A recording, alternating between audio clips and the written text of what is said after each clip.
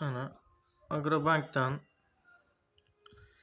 karta olgan edik. Kartaga pul qo'yish zakon chiqqanidan keyin hozir masalan kartaga pul qo'yib zapravka qilish uchun nima qildim? Bu ikkinchi, uchinchi oy kartamdan pul ketyapti. Kredit olmaganman, hech kimga arzon nima ham bo'lmaganman.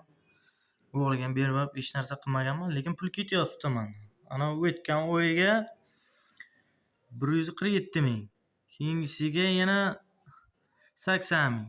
Bugun yana 80 ming yechib olyapti. Aniqlash uchun bankka borsam, bank ana bu nomerga telefon qildi. 12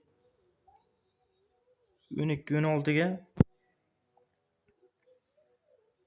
Lekin men telefon qilim, ha deb 114 dan boradi, 50 gacha bo'lmasin o'chirib qo'yadi. Yana boradi 150 gacha 3 marta qildim. Qaysi odamning vaqti yetadi? Mana shuning uchun bu kartalarga chiqqan qoidalar ham hech qaysi ham to'g'ri ko'rib chiqilmagan, lekin ana puli lekin shapa-shapa olishga bular kalasi yaxshi ishlaydi. Mana endi iltimos kredit olmasdan yuriklar ham ehtiyot bo'linglar. Banklar esa ana bunga telefon qilsang ishonch nomeri deydi, ishonch nomeriga qilasan, ko'tarmaydi, o'chiradi qo'yadi. Demak, bankni o'zi ham aybdor deb tushunaman. Hech kim azob bo'lmasin ham, hech kim olmasin ham.